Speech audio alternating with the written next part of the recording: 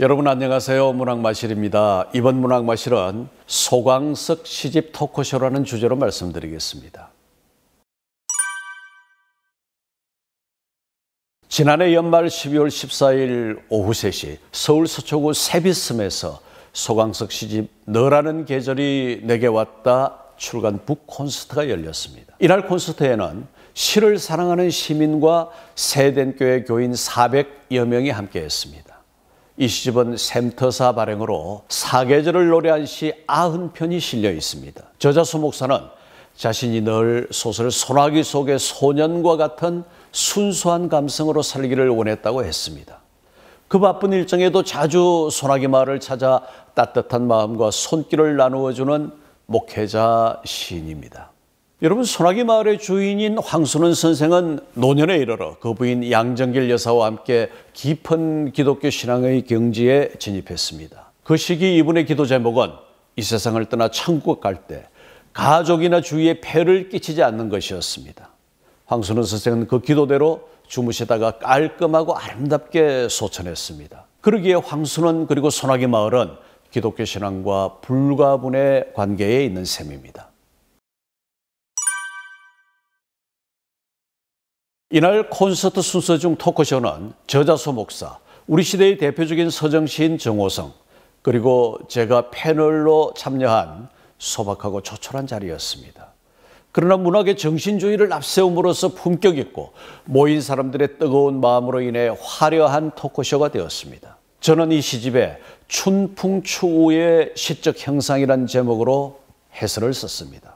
소 목사는 목회자로서 이제까지 13권의 시집을 내고 윤동주 문학상과 천상병 문학상을 수상한 바 있습니다. 그가 심호하는 세덴교회는 경기도 죽전에 있고 교인 5만 명에 이르는 대형 교회입니다. 저는 먼저 소 목사의 시집 출간을 축하하며 이번 시집을 어떤 마음으로 준비했으며 어떤 이야기를 담고 싶었는지를 질문했습니다. 저는 시는 사랑이고 또 사랑은 시라고 생각을 합니다. 얼마나 전문성이 있느냐 없느냐의 차이일 뿐이지 누군가를 사랑하고 또 사랑의 대상이 있는 사람은 다 시인이라고 생각을 합니다. 우리가 인생을 살다 보면 꽃이 필 때도 있지만 낙엽이 질 때도 있고 폭풍우를 만나며 또 절망의 늪에 빠질 때도 있죠. 그러나 우리가 사랑하는 사람과 함께 길을 걷는다면 그 자체가 시이고 노래이고 음악이 아닐까 싶습니다. 물론 사랑만 한다고 다시는 될 수는 없겠죠.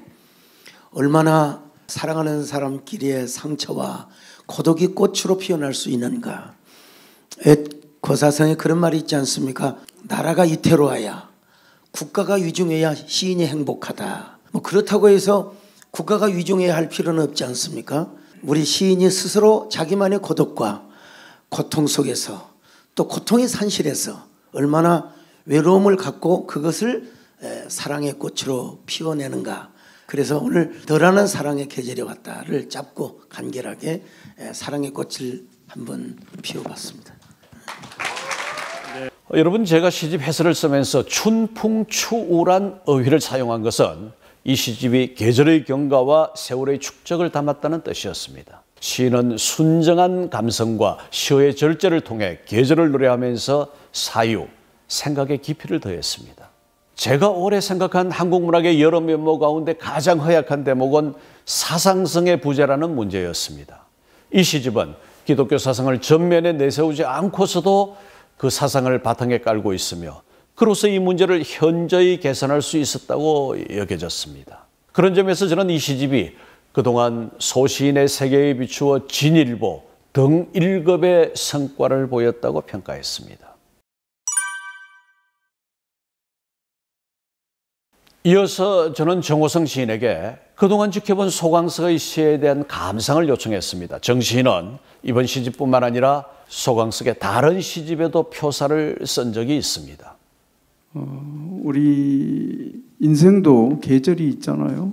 우리 각자 자기 인생의 계절을 가지고 살고 있는데 또 하나의 계절이 있다는 걸 오늘 이 자리에서 비로소 알게 되었습니다.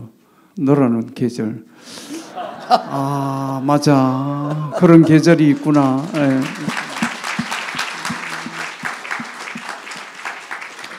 그리고 이제 아까 사회자께서도 그런 말씀하시고 그러셨는데 또 소 목사님께서 시인의 말에 시가 짧아졌다 그런 말씀도 하셨는데 제가 생각하기는 인생이 짧으니까 시도 짧아질 수밖에 없다. 이제 그런 말씀을 이렇게 하시려고 그러시지 않으셨나 그렇게 생각됩니다. 목사님이시면서도 시인이신 분은 우리 한국 시문학사에 그렇게 많지 않습니다. 제가 기억하기로는 모니칸 목사님이시죠. 시인이셨고 고진아 목사님이 계시는데 시인이시고 그렇게 시를 쓰시면서 목회를 하시는 분들이 거의 손가락에 이렇게 꼽게 됩니다. 그 중에서 우리 소 목사님께서 목회하시면서 시를 쓰신다는 것은 여기 계신 여러분이나 저나 또 문학을 사랑하시는 분들한테 참으로 소중한 가치다. 저는 그렇게 생각하고요. 제가 생각하는 소광석 씨의 장점은 목회자 시인의 카테고리에서 벗어나 있다는 점입니다. 하나님, 예수님, 교회, 믿음이라는 직접적인 표현을 쓰지 않음에도 불구하고 시를 읽으면 그 안에서 하나님의 사랑이 느껴지고 예수 그리스도의 용서와 평화의 마음이 느껴집니다. 이와 관련하여 소광석이 지향하는 기독교 시의 방향성과 확장성에 대해 질문했습니다. 모든 목회자는 시인이라고 생각합니다. 왜냐하면 성서 자체가 시적으로 은율 있게 기록되었고요. 또 아까 우리 정호성 선생님 말씀하신 것처럼 예수님도 시인이셨습니다. 그리고 에베소 2장 10절에 너희는 하나님이 만드신 바라, 이 걸작품, 헬라어로 포이에만데 영어로 거기에서 포임이란 말이 나왔습니다. 우리 한 사람 한 사람이 다 하나님의 시적 걸작품으로 표현되어 있죠. 근데 이제 우리 목회자들의 시에 좀 단점이 있다면 서정성이야 다 있겠지만 문학적 함축성 내지는 은유, 낯설게 하기 내지는 여러 가지 역설적 어떤 함축 이런 부분이 조금 부족한 부분이 있지 않나. 그래서 현대 문단에서 우리 목회자들의 시를 배제하는 경향이 없는 바도 없는 것이 아닙니다. 저는 어떻게 하면은 목회자이면서 은유적 함축을 잘 이미지화 형상화시킬 것인가를 고민하면서 문학적 기족성에도 합류를 하려고 노력을 하였습니다. 꼭 예수님을 이야기해야 예수님이 아니고 또 하나님을 이야기해야 하나님이 아닙니다. 아까 우리 정호성 시인께서 말씀하신 것처럼 그 안에 모든 것이 다 들어있지 않겠습니까? 그런 의미에서 제가 이 시대 최고의 시인이신 정호선 선생님께 개인적인 시 사사를 받기도 했고요. 또 이 시대 이어령 선생님 다음으로 이제 최고의 당대의 평론가이신 김종희 교수님에게 저의 시를 평가받고 또 이렇게 시집 내기 전에 이 부분은 이렇게 좀 고치면 좋겠다 이렇게 지도를 받고 이번에 시집을 내게 되었습니다. 어쨌든 부족한 시이지만 겨울 농곡 같이 얼어붙은 이 사회에 따뜻한 불빛이 되고 희망의 등불이 되었으면 좋겠습니다. 네, 감사합니다.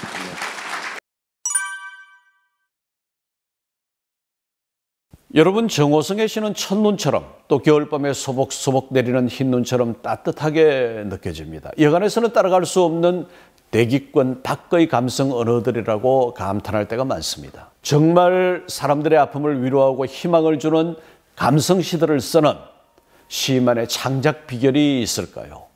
그리고 그러한 시를 쓰기 위해 어떤 노력을 할까요? 이 시 창작 방법론의 한 대목을 정호성에게 질문했습니다. 시의 비밀은 인생의 비밀과 같다. 저는 그렇게 생각합니다. 인생에는 많은 비밀이 있죠. 근데 가장 제가 생각하는 인생의 비밀은 출생입니다. 태어나는 것입니다. 그리고 탄생과 사랑과 죽음입니다. 저는 그 세 가지를 인생의 비밀이라고 생각하는데 시의 비밀도 그러한 비밀을 똑같이 지니고 있다. 그래서 저는 그 시는 어디에 있느냐? 우리의 삶 속에 있다 이렇게 생각합니다. 그리고 삶을 이루는 우리 각자 한 개인들, 우리 인간의 삶 속에 있다라고 생각합니다. 마더 테레사 수녀께서는 이런 말씀을 하셨습니다. 모든 인간에서 신을 본다. 신. 모든 인간에게서 신을 본다. 그런 말씀을 하셨습니다. 저는 테레사 수녀님의 그 말씀을 패러디해서 니은자를 떼고 모든 인간에게서 신을 본다. 이렇게 생각합니다. 사실은 신은 어디에 있느냐? 모든 인간에게 있다. 이렇게 생각되고요. 그리고 이제 소 목사님께서 아까 모두에서 말씀하실 때 사랑의 마음을 이야기하셨어요. 그래서 사랑의 마음이 없으면 시를 쓸 수가 없습니다. 인간과 자연과 사물에 대한 사랑의 마음이 없으면 시는 결코 쓸 수 없다. 그래서 어떤 의미에서 시를 쓰는 사람들은 다른 사람과 마찬가지로 아니면 다른 사람보다 조금 더 많이 1% 정도 더 많이 사랑이 있는 사람들이 아닐까 이런 생각을 그냥 저 혼자 해보기도 합니다. 네, 예, 네. 그렇습니다. 여러분, 이 시집의 해설 말미에서 저는 풍경이라는 시를 들고 비평의 글을 남겼습니다. 이 시가 표방하는 시적 훈도, 가르침은 만만치 않습니다. 시를 한번 읽어보겠습니다. 세상에서 가장 아름다운 풍경은 지금 두 눈으로 보고 있는 풍경이다. 세상에서 가장 아름다운 음악은 지금 두 귀로 듣고 있는 음악이다. 세상에서 가장 아름다운 사람은 지금 내 앞에 마주 앉아 있는 사람이다. 볼 수 없다면, 들을 수 없다면, 함께 할 수 없다면 세상의 그 어떤 것도 아무것도 아니기에 내가 보고 듣고 함께 할 수 있는 지금 이 순간의 풍경과 음악과 사람이 가장 아름다운 것이다.